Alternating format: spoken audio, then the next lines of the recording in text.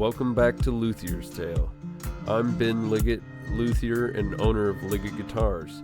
Every episode, I interview someone that is passionate about their craft. This week, I'm speaking with Ryan Thorell, a very accomplished Archtop builder from Utah.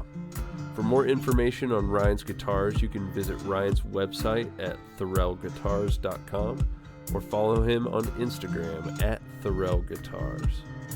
For more info on my guitars, visit liggettguitars.com. Let's get into it. Well, thank you so much for being willing to do this, man. My pleasure. You are like just like seem like an Archtop wizard. Well, there's millions of places to go from there, but I appreciate it. Yeah, absolutely. How long have you been building? I started when I was 14. Actually, I was taking guitar lessons at a store by where I grew up, and the guy that was doing repair work for Summer Haze Music in Cottonwood Heights, which is a part of Salt Lake City.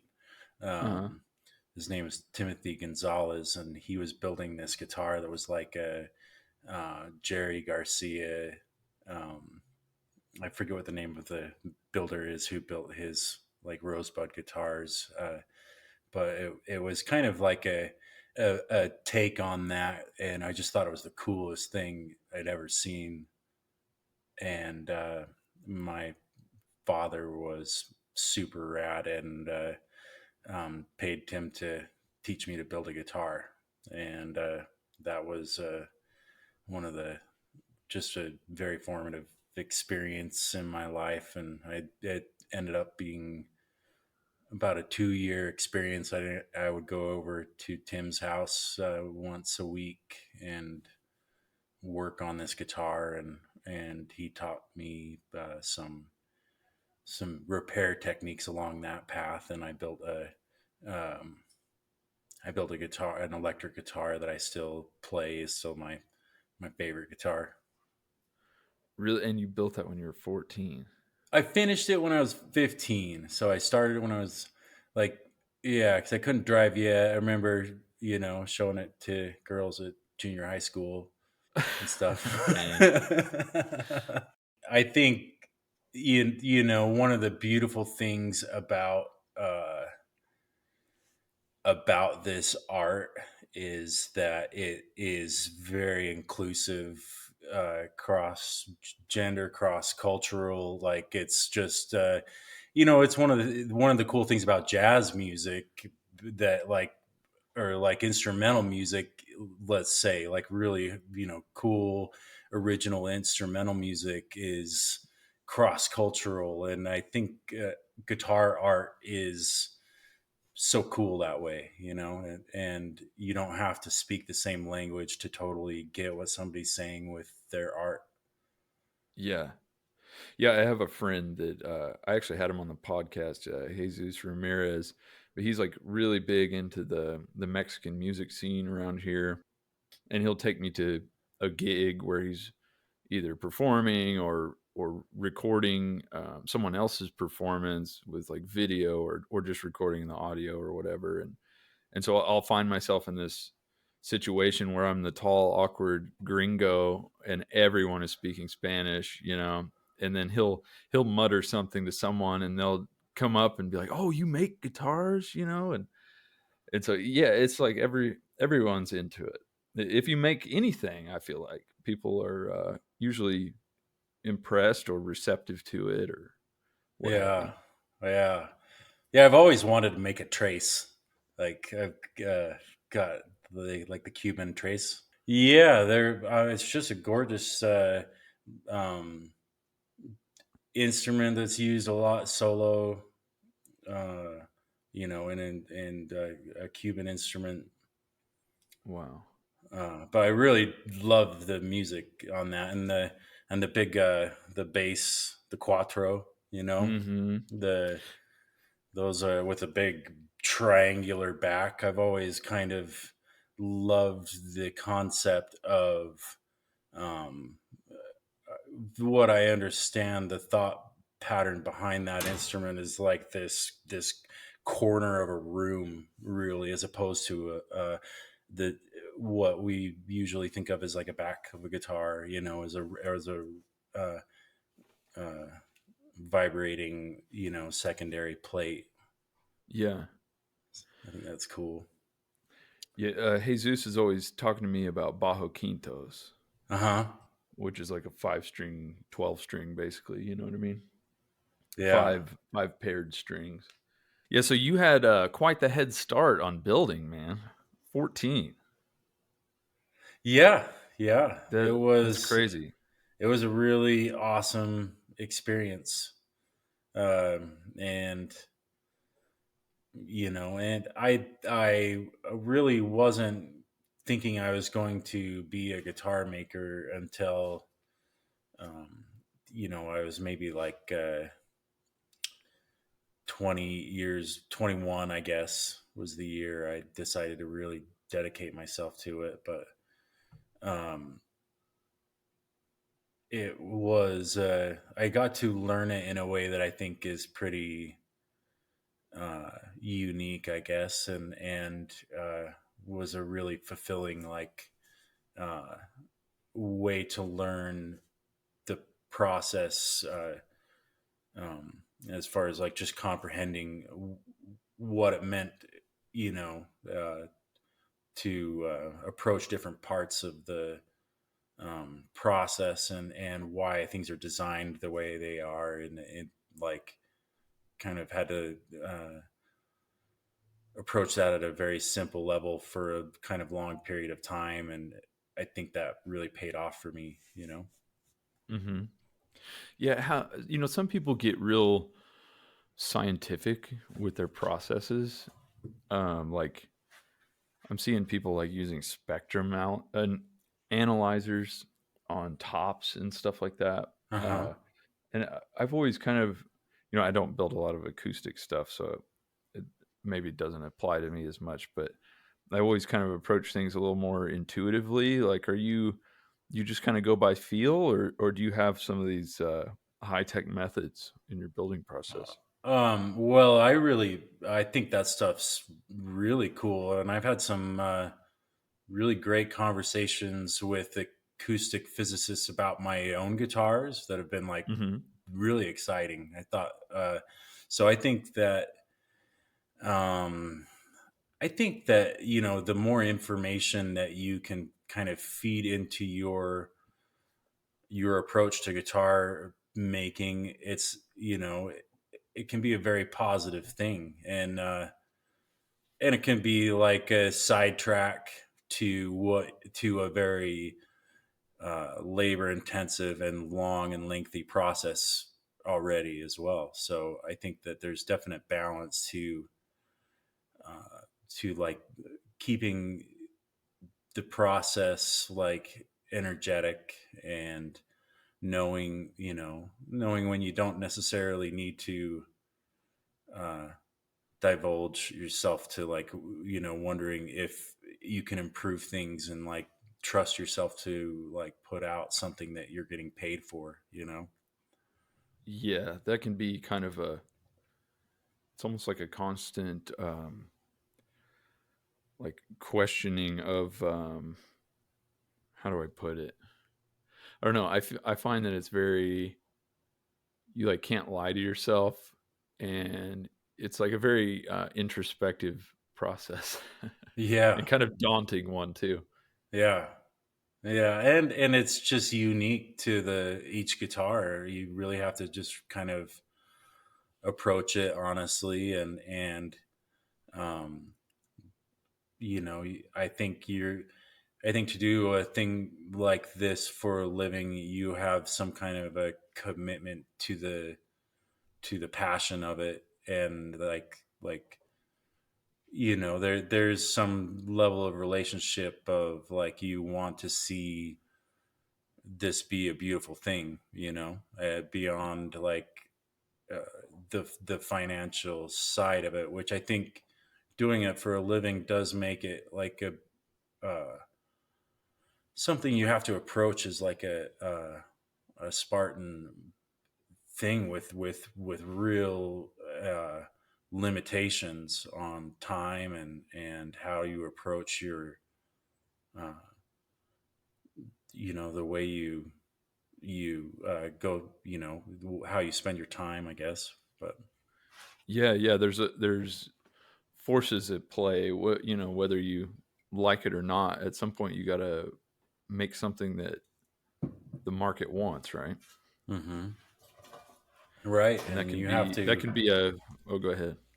No, yeah, like yeah, it's like not only something the market wants, but like uh, something that is what you want the market to see, I guess, as well. you Yeah, know, yeah. It's a balance between that, right? yeah, yeah, Because that's you a get hard. too weird and out there, no one wants it. I generally that's not really a hard thing for me. Like I would love to be weirder and more out there, but it usually like constrained before that's even a question by the fact that it's starting from a conversation from somebody who wants something, you know? Yeah, So I think that the constraints of the process, like if you don't look at it as like a hardship, it is more of an opportunity to really streamline your focus into building something cool, yeah, yeah. Absolutely. Yeah, you want to create value for your customer, right? Make something that they'll love. Yeah, yeah.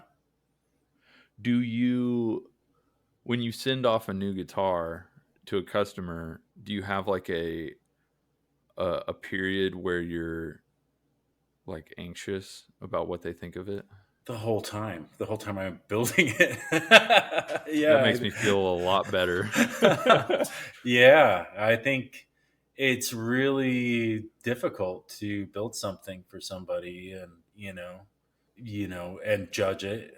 Uh, and I think one of the things that I've got better at in recent years is just the management of that and separating that out from the process of building and like Hmm. not having to carry the weight of the anxiety of the management of what to do about like the best way to handle your clients, the best way to uh,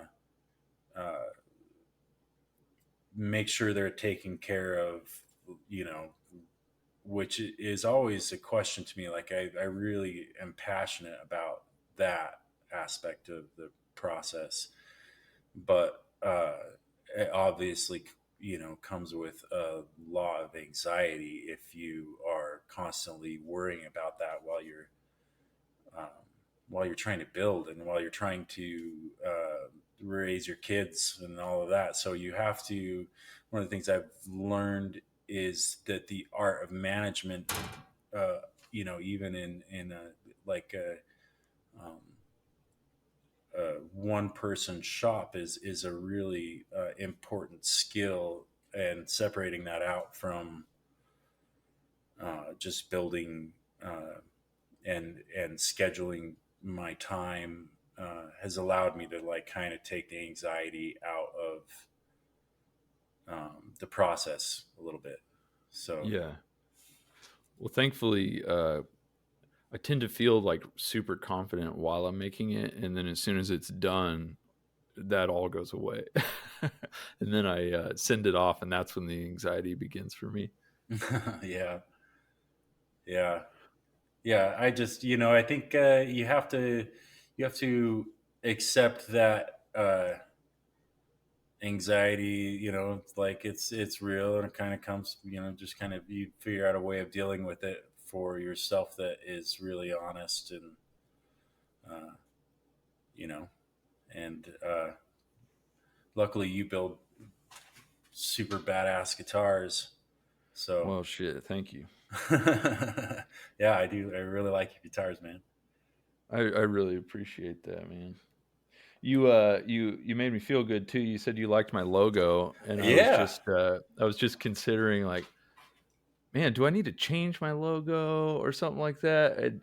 I don't know. I go through thoughts like that with I every think aspect it's of everything. timeless enough that you should just keep it, man. It I, looks. I really like a good mono weight uh, script like that, and I think that it, and it's something that also looks kind of timeless. So, well, although thank that you. said, like I love redoing my logo. So the Yeah, right, yeah. do you You have it long enough, and it kind of becomes like a little more set in stone the longer you have it. You know, it's like, oh, that's your thing, and people start to recognize it or whatever. So which is it kind cool. of, yeah, it's cool, and I'm kind of stuck with it now. I do like it, and my a good friend of mine from uh, I was in a like a advanced art class in high school, and one of my friends from that class actually made it for me, and so it's kind of I kind of like that. I know the guy that made it and all that stuff.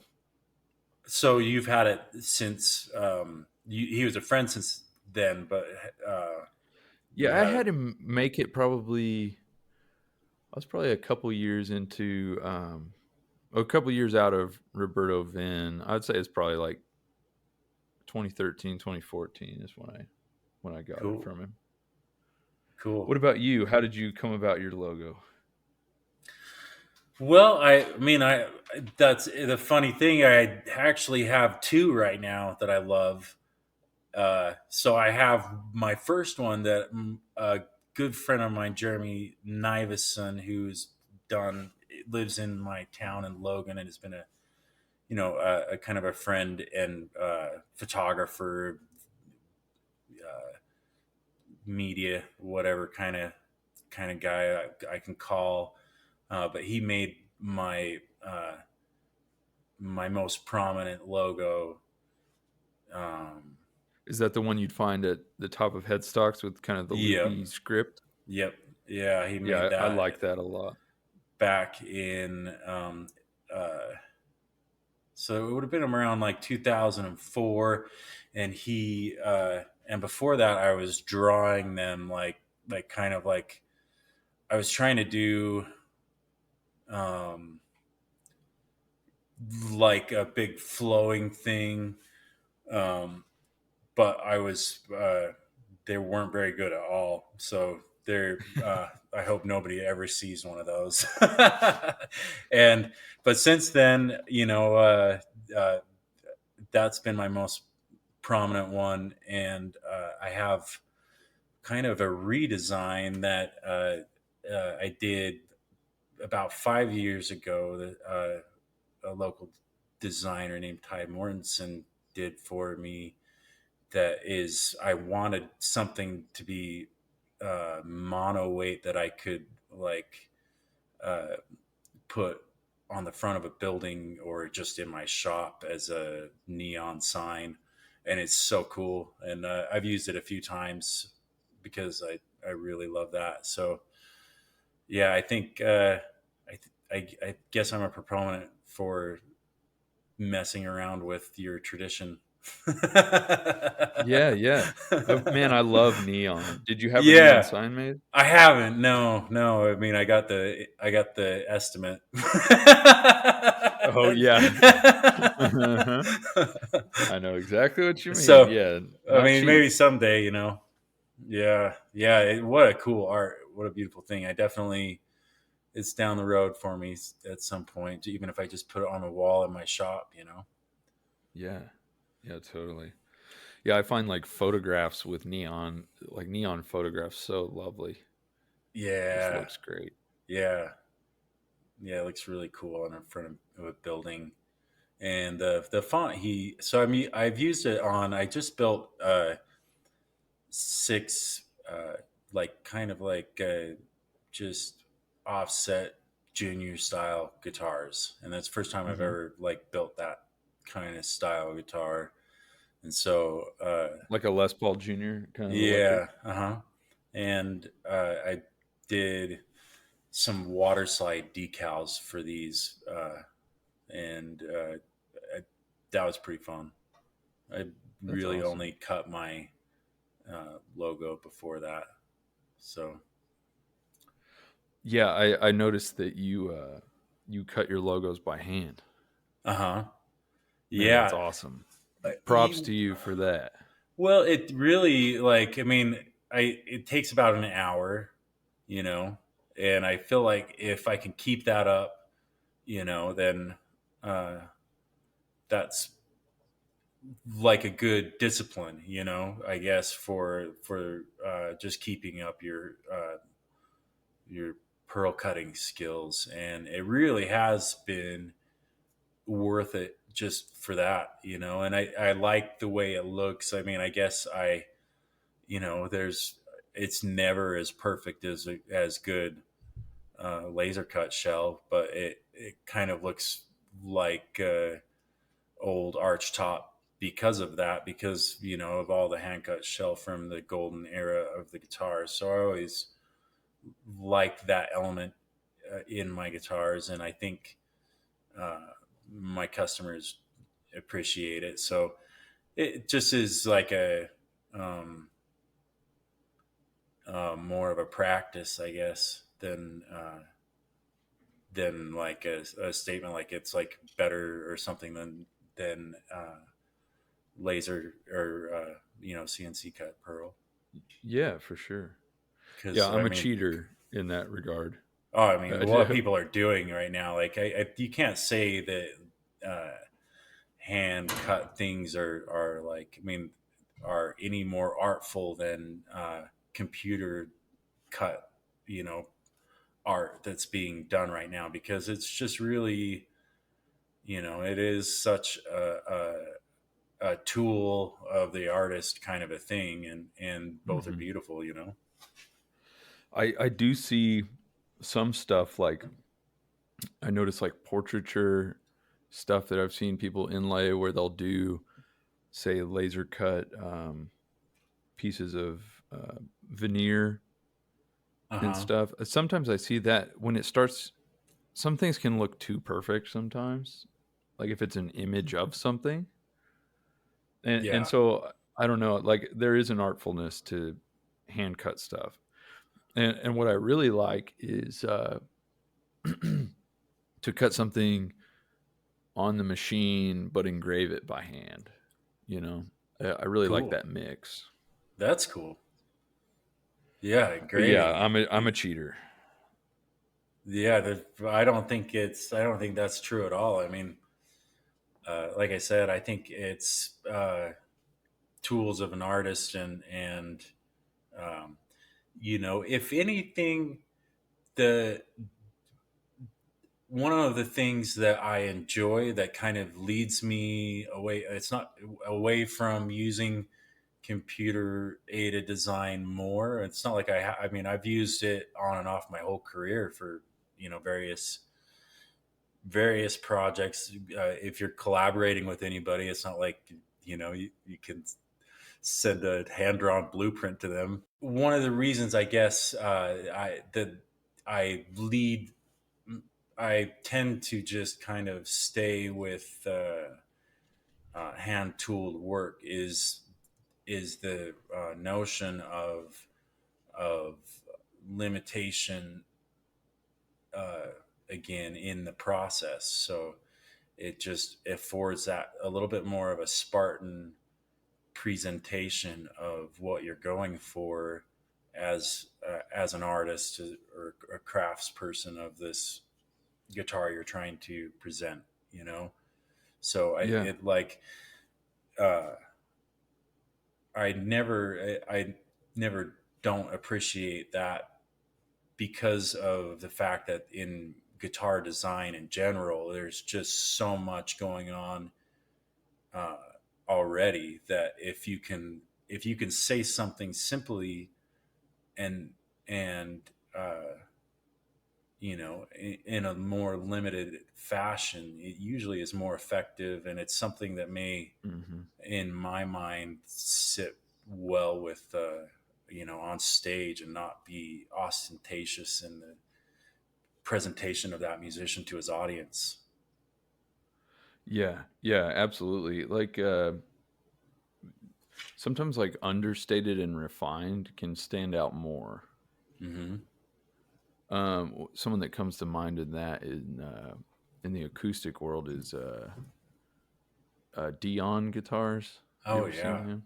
yeah, I His love his stuff is just guitars. like so simple. Mm-hmm. It's not flashy at all, but like it's almost like a modern home or something that's real sleek and sparse. Like I just love that. Yep.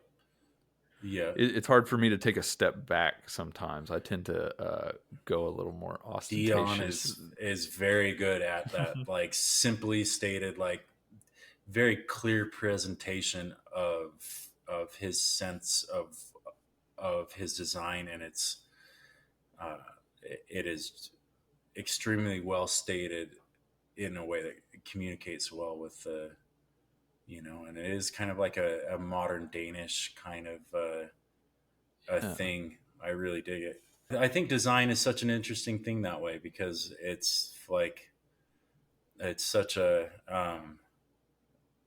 flattering of the ego to pursue, but like to really uh, to really get at something that is kind of meaningful, you kind of have to move past that and really see uh, what it is past your own limitations. yeah, yeah. Some like you were saying, sometimes limits are like constraints are the best. They're like a tool in themselves almost.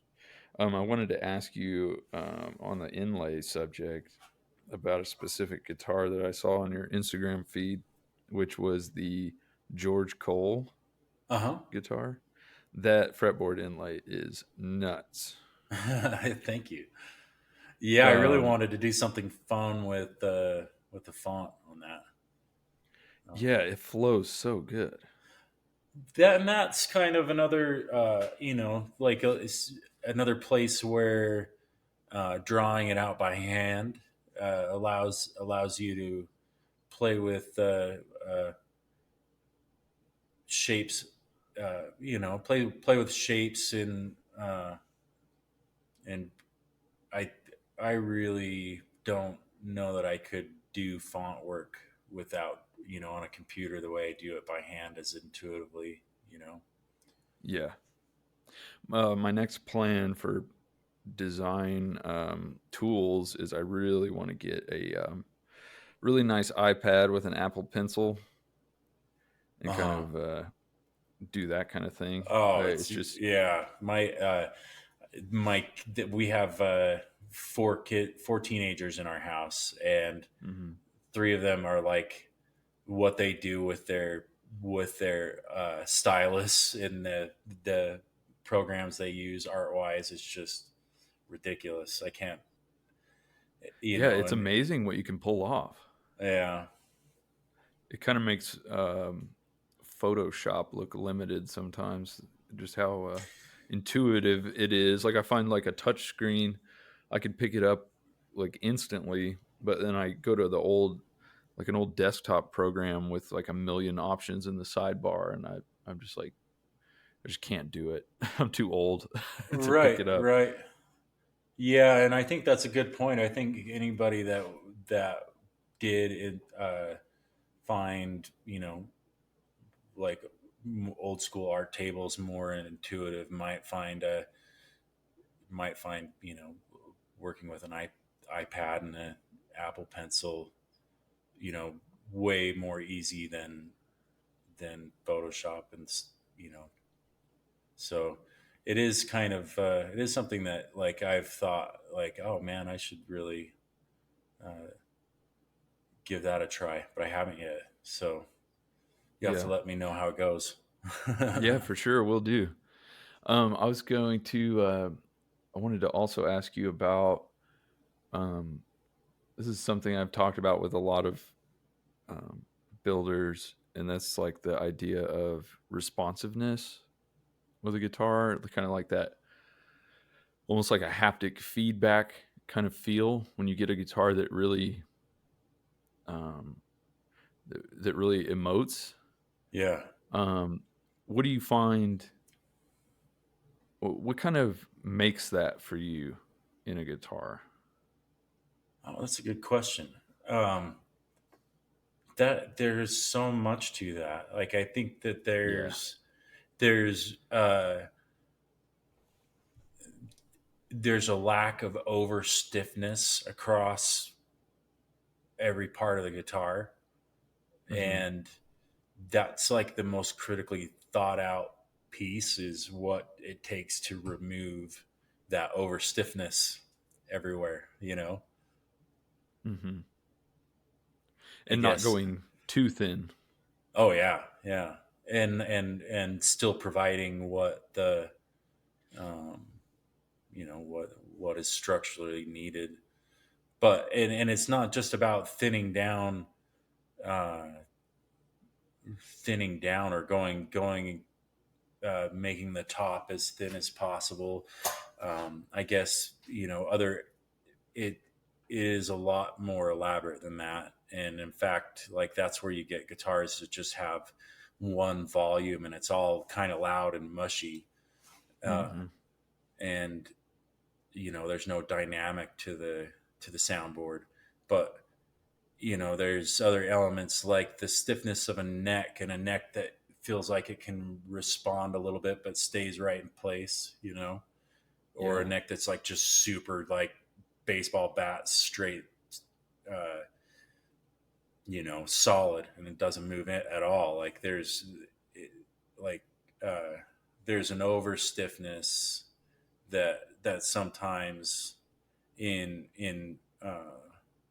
the sides of the guitar, for example, is one thing that is kind of an interesting difference between some guitars, like uh, a vintage Gibson guitar that like may like sound really different when someone's playing fingerstyle on it. It doesn't have like quite the headroom as like a really refined, uh, high definition flat top guitar, Hmm. and it doesn't have that like balance across the spectrum that a guitar like that might have. But it sounds jangly and it sounds different, and uh, in all of these nuanced ways, and the sides kind of warp as the guitar is played in ways that influence the way the soundboard is reflecting across its three different modalities. And I think that is kind of an interesting, um, juxtaposed to the idea of just really stiffening up the exterior of the guitar and allowing the soundboard to be just a speaker. Yeah. uh, it's much more. There's a lot more of a larger palette of flavors there at play, I guess. Do you find Especially, old Gibsons to be have thin sides? well, I guess I would say like they're floppy guitars, they're floppy little Yeah. guitars, Yeah. I've and it's cool. Like what it does is it influences the soundboard, mhm. in ways that it's stealing energy from the soundboard and affecting the way the modalities are of that particular plate are going to interact, and beyond that, the stiffness of the plate that's needed. But the it affords all of these different uh,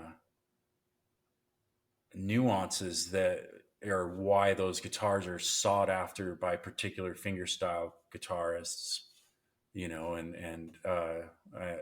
like L1 or that, is just an awesome accompaniment instrument. And so, Yeah. There's a we when I worked for Bishline Banjos for a long time, and we had a one of the owners had an old Gibson there, and the sides were so thin that I mean you could damn near push your thumb through it. yeah, But it was a very cool sounding guitar.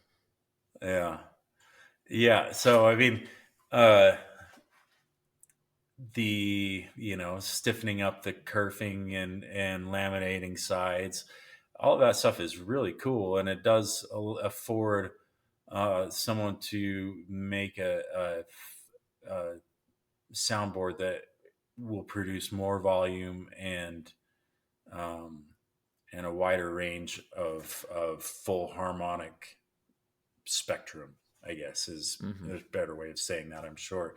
But the uh, and I think, in that type of a guitar, like an older Gibson, I think part of the key to the magic is the looseness of the entire box as it plays together in different Yeah. dynamics. Um, when you play different dynamically on the guitar. Do you ever experiment with laminated sides with your archtops? Yeah, I've done that for me in my work.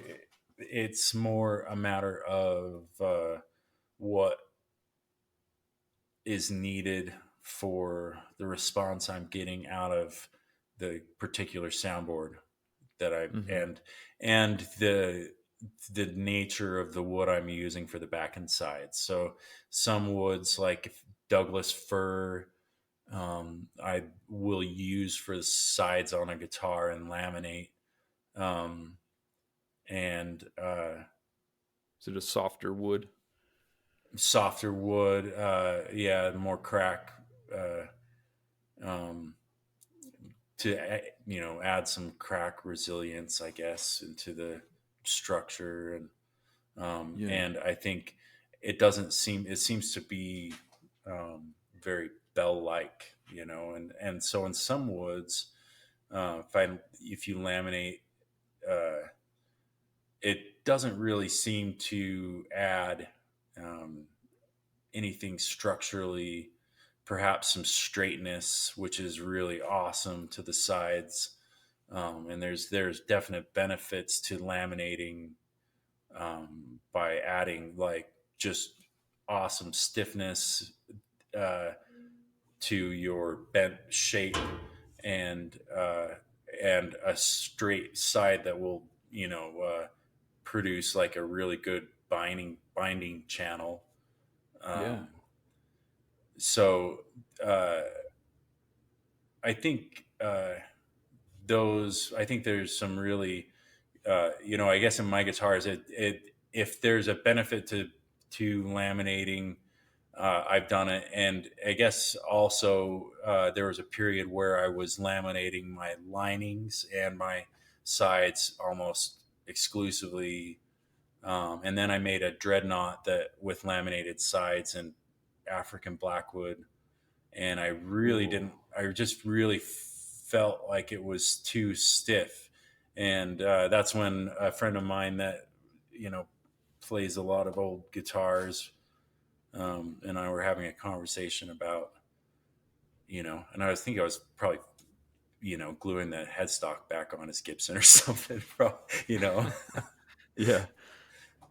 uh, but like, yeah, I think I I've gravitated away from laminating sides, um, and I stayed laminating curve by my linings uh, a bit longer, and I Yeah, do that a lot laminated more. linings. So are you laminating them in the shape of your body? Uh huh. Or Yeah. okay, Yeah, so you they're can do not it. curved. Oh no! Now I'm making my own kerf linings, and I've been kind of like really geeking out on that. Like, but when I made uh, my laminated linings, you can use fillet of wood, the thickness of your side, if it's like 95 thousandths or what have you, Mhm. um, and then a piece of wax paper between, and lay up like a 3 inch piece in your side form of of of lining, and then cut that down and shape it. But so you're you're bending like maybe three piece. I usually do three pieces so that there's enough cross grain support to be like a good ply, and Yeah. we'll go. You know, typical linings are around a quarter inch, more or less. You know, 3/16, 5/16, but thick. And but you'll bend each of those on your, you know, however you bend them, and you can make them thin enough that you can bend them easily on a pipe, and they don't have to be perfect. And just clamp them in and glue them in, and then cut them and shape them, and then That's really cool. I have not with those, seen a lot of that. yeah, it is a cool thing. And with those, with lining guitars like that, you also, I mean, you get like flat. You get a lot of the benefits that you want for binding with flat sides and super stiff structure. Um, Yeah. and you can shape them in really beautiful ways. And you know, I think that I've seen, you know, people that build in that fashion, or build, you know, make linings in that fashion, can uh, they can be quite a bit smaller than you would expect, and be really How effective. how much stiffness does that add to an unlaminated side versus, say, a traditional kerfing and laminated sides? Is it anywhere near as stiff Oh, that's once a it's good all question. installed? I think it's noticeably less stiff in a good way. Okay. But that, you know, that's very dependent on woods. Like some woods are, you know, there's just, you know, African blackwood is just glass no matter what you do to it. You know, it doesn't Yeah. care if you laminate something on the inside of it. You know, Right. I think so. Uh, there, you know, it is a dependent, a situational dependent uh, s- thing. But a couple things, like as far as laminated sides, there's a base builder, Ham is his last name, and Okay. he has an ultralight base where the, you know, part of the concept is just building this upright base that is as light as possible. And I believe it's a cello, the ultralight cello. But the one of the design elements that he developed for that project a uh, was a uh, silk lined uh, laminate side. So there's a layer of silk inside two very thin laminates. Whoa. Um, and so I tried that with some Brazilian rosewood, and that I had. I was actually like old stock, like from just veneer, but thick grade veneer, because it's like from the 60s, I would guess. I got it from my grandpa.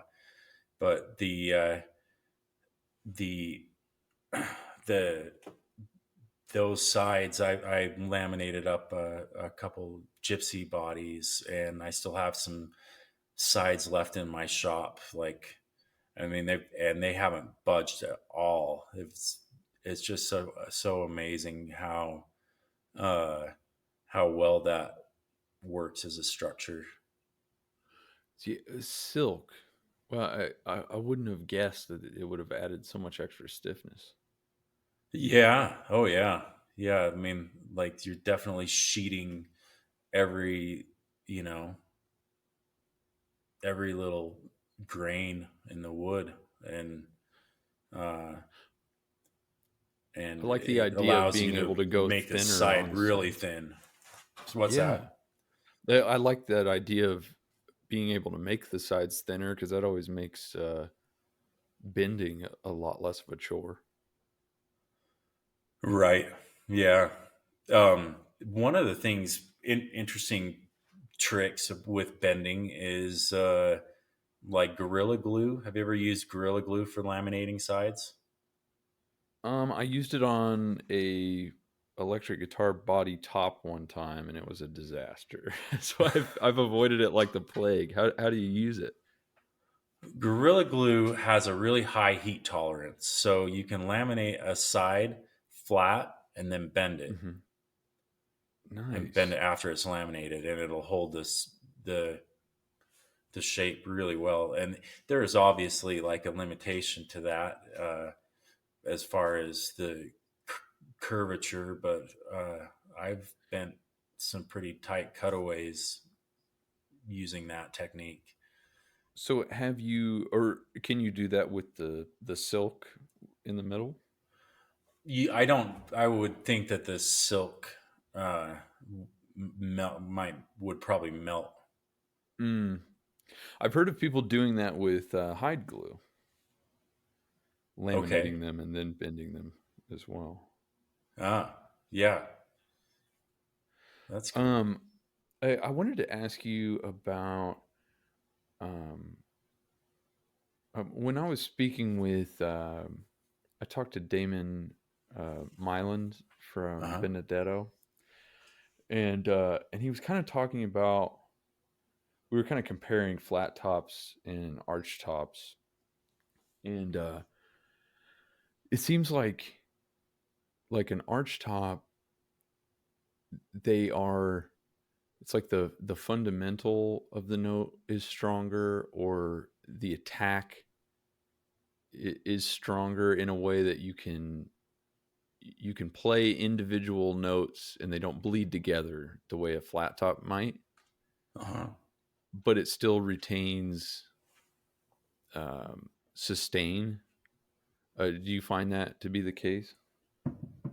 Yeah, yeah. I think the difference between an arch top and a flat top is pretty much how the sound is radiated or projected. You know, the an arch top, you can hear kind of the same tonality as you walk away from the instrument, as you walk back towards the back of a hall, which is why they were noticeably more effective in the big band era, because Mm-hmm. you could hear the rhythm the way you could hear a banjo, projecting across a hall.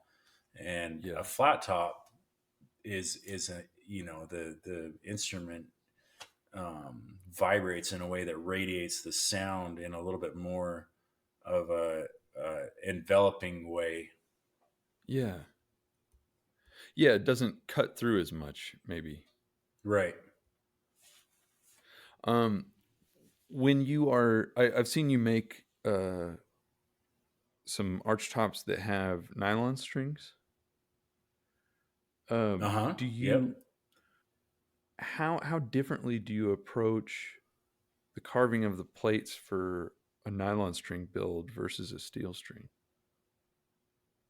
Well, I mean, I really thought about it very thoroughly for a while, and I decided to approach the nylon string guitar as a structure, um, as with the fan bracing and the way, I guess, fundamentally I thought that the um, a correct classical guitar would vibrate and move, and why it was built that way.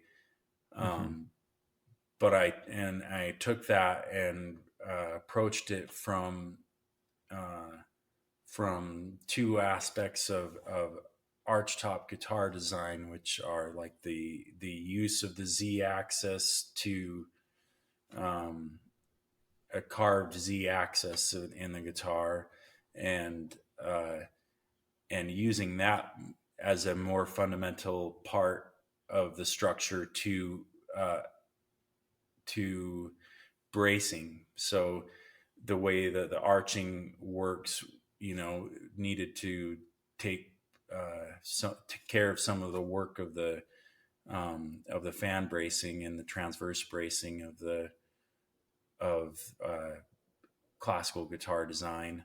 And the other, so I guess for me, that's really where I started using my pie bracing, which later became the bracing pattern on the Frank Mignola design. But it's really simple in effect, but it in essence kind of mirrors the way an archtop functions in view of the structure of a classical guitar. So there's only two fan braces, two lateral braces, and then a transverse brace that dissects them at a way that still allows for a little bit more bass reflex on the bass side of the soundboard, because it's angled.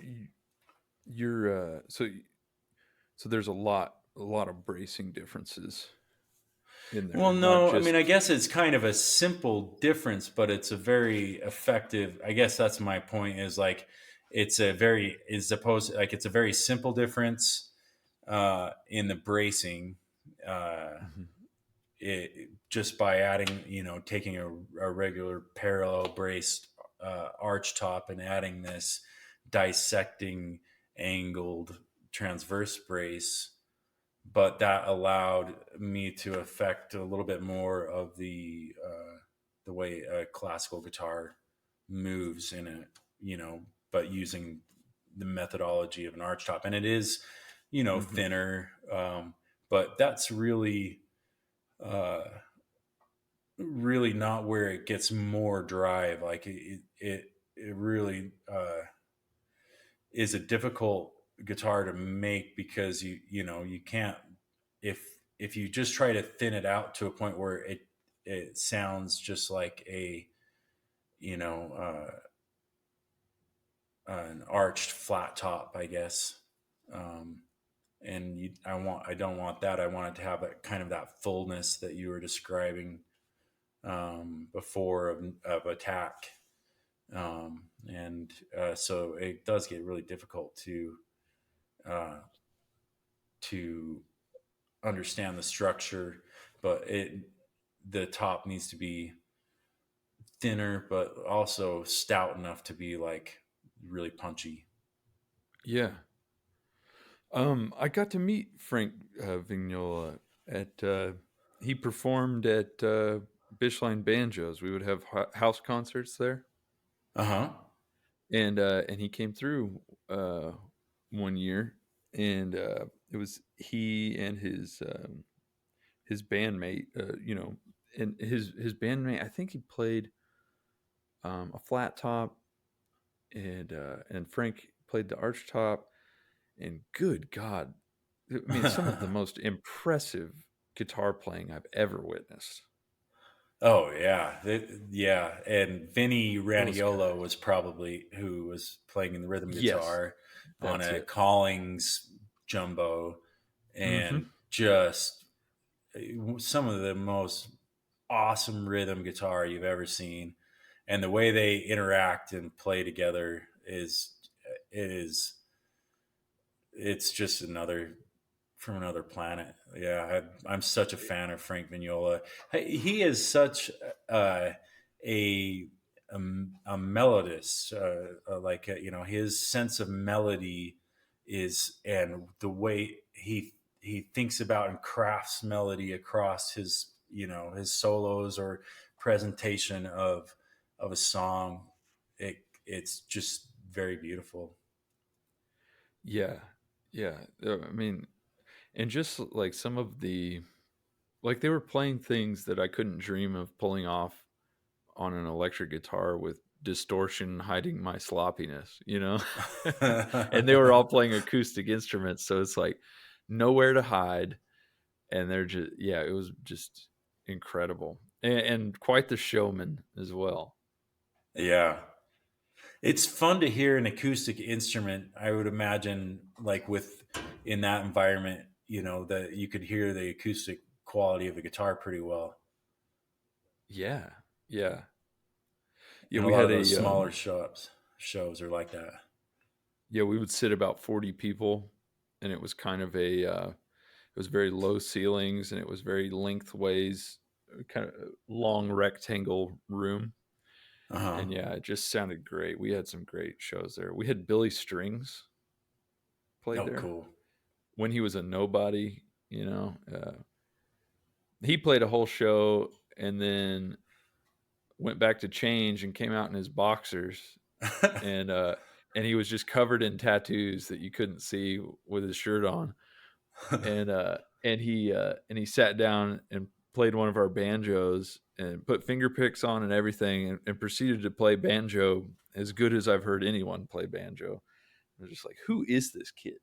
I didn't even know who he was, and then like No I've one just knew he was watched coming him. back out in his boxers, huh? Yeah, yeah. And but he was just like this weird guy that was like insanely talented, and it was, yeah, I've just watched him become insanely famous Yeah, over the years. he's great. I'm a big Yeah. fan. When people approach you to build an instrument, tell me about your customers. What are they usually looking for?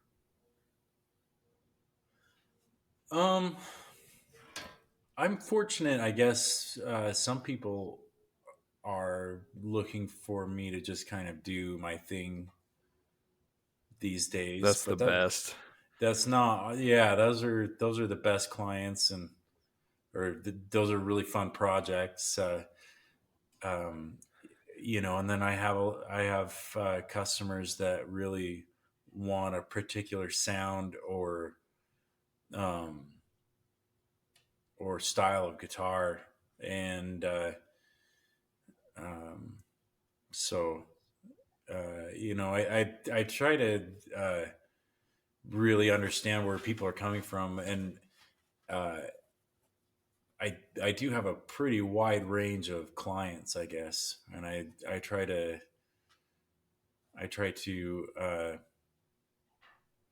expand what I offer and see how see. I try to use it as a way to expand what I offer, I guess. Is there an Okay. opportunity? To try something new. Yeah, yeah. Always like I'm always trying to listen and understand what's unique about each particular client. I mean, even if it's like an FV, and I feel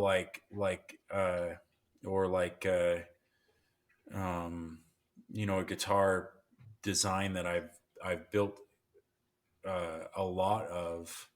Uh, there's going to be that personality of that particular client, and there's everything that I've been thinking about this whole time I've been building that pertains to that instrument that I've wanted to try, or how I've wanted to develop it, or there's the creative force of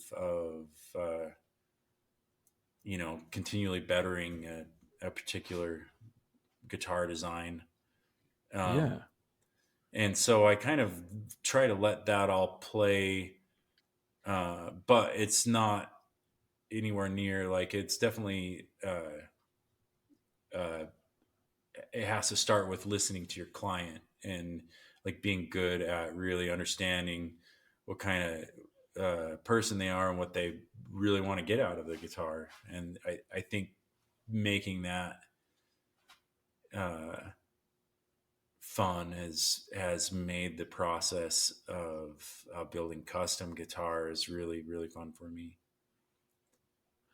Yeah, I love it when you get to try something new in that Uh-huh. way Uh-huh. and experiment and do your mad scientist thing. Yeah. Yeah, totally. And I mean, it's kind of an important part of the process. I mean, we are in effect like prototype shops of really boutique design. And so that, that I think that it's fun to take advantage of um, any opportunities that affords you as a designer. Like, can you change things, change little things, or like, or can you streamline what it is that you want to do, and kind of the exact opposite of that, and really say something really cleanly and clearly, and just sell that. And so Mhm. that like ability to really personalize is one of the um, big advantages of uh, very small shop builders. Yeah. Yeah, you can stay nimble and Yeah. change things up at a moment's Yep. notice. Yeah, fly low to the ground. Yeah, yeah, Throw something out, fail epically, and get right back up. yeah. Well, you got to think, if you've got I don't know, if you were managing Taylor guitars, for example, and you come out with a new model and it sucks, Hmm. it's like, well, I don't Big. know, yeah, it's not just one guitar that you're like, well, that didn't work. It's like, no, you geared up for months for this thing Yeah. that was a flop. Like, oh my Thousands of gosh, people. Yeah. oh yeah, and then you could like potentially like harm your whole brand or whatever. That, I hate to use Taylor as an example. There's nothing wrong with Taylor, Yeah, right. uh, Just that but just concept of factory of setting, yeah, of messing up at that scale. Yeah, it's a totally different ball game than yeah, putting something out there, or like building a guitar around one piece of wood. Like, how yeah, often do you have something gorgeous and you're like, man, that's everything just follows that one piece of wood. That's not necessarily easy to do in a factory. yeah, yeah, exactly. Yeah, you've got to. In contrast, you'd have to have a truckload of wood that you're Right. gearing up for. Yeah. Right. Um, I also wanted to ask you about um, your JP cut. Uh-huh. Um, and so, as I understand it, most archtop plates, the perimeter is flat. Is that correct? Right. Right. Um, how the hell do you do that? What is going on? How do you even begin to approach that? So I had Just for the audience, sorry, yeah, go um, for it. it's like the perimeter of the top where your arm would sit is curving like way down, and the entire carve of the top is following this. It almost looks like you melted the top of the guitar in this like beautiful Or seamless bent it or way. something. Yeah. Yeah. Yeah, but you're carving it from a solid piece of Right. wood, I'm assuming. Right. Right. Um, so yeah, how the hell do you do that, sir? So that is I developed that for a guitar I built for Montreal Guitar Festival in, was it 2009, I think. And I built and it was ebony, Macassar ebony back and sides, and a Eastern Rock maple neck. And I had a wood supplier at this time who sent me an Orphan upright bass soundboard. And I was like, like, well, I don't know what to do with this thing because it's only one side of an upright uh, set. And I was like, rad, I want it. And uh, and I just was trying to think of something. Armrests were kind of new fashion, let's say, in the um, in the boutique guitar market in at that time in those years. And people were doing all kinds of armrests. And so um, that was really an inspiration to figure out how to carve it out. And um, it really is an easy process. You kind of think of the rim, you find the rim of the guitar, with the maximum point of the center of the arch as a guide to the bottom of the rim, and that really leaves a chunk that you can carve out and make your armrest from that point. So Mm. it's really kind of a simple rethinking of the way you approach the geometry in the process. But the important thing is that if anybody ever does it, they have to reference Joshua Payne, who it's named after, who is one of the greatest guitar players ever. So, and I love him. Hey, do you ever seen Josh Payne's music? He's No, no, I'm LA embarrassed to based say guitar player.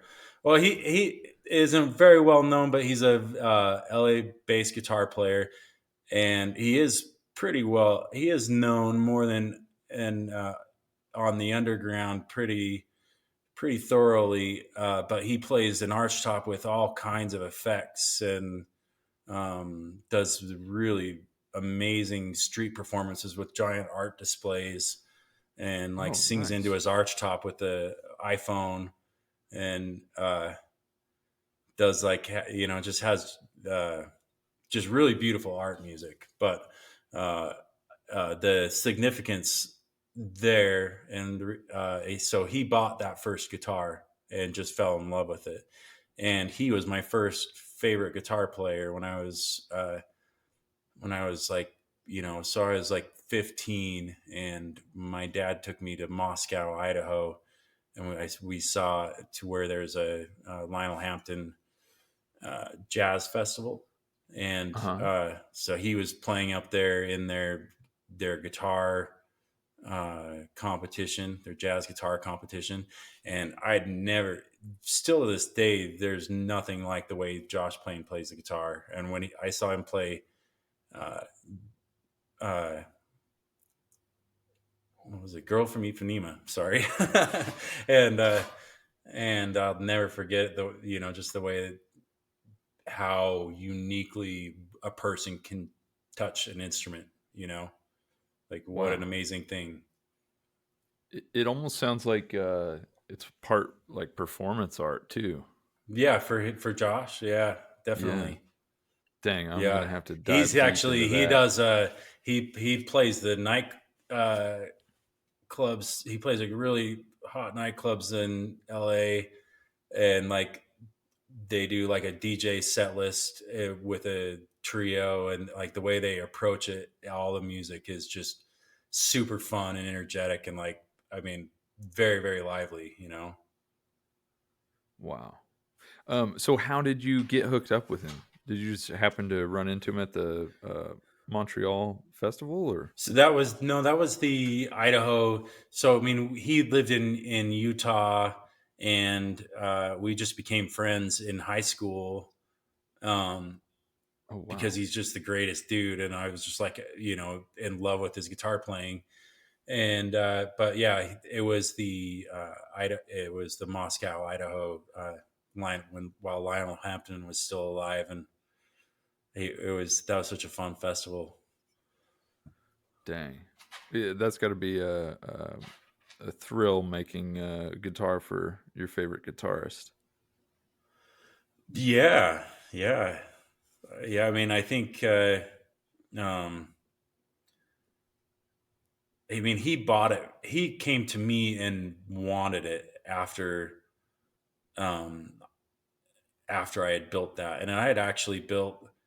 I mean, when I built Frank his guitar, that was after I built Frank his guitar. I mean, there will never be anything like that in my career ever again. Because like uh, when uh, when Frank bought his guitar and like immediately took it to Europe and like used it in the Suave festival, and it's like in on in these just idyllic, European concert settings, and uh, like instantly, um, everyone saw that guitar. And so there will be never nothing like that experience, I think.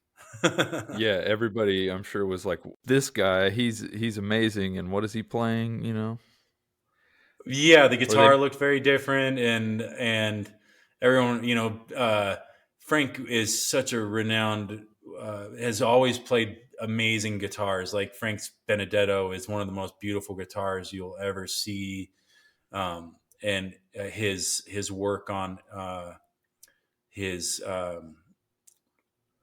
his gypsy guitars, and so I think for Frank to take a guitar from someone that was like pretty unknown, uh, on the international scene, and all of a sudden, my guitar sounded pretty good and sounded really good, and because it's Frank Mignola, stamp of and approval.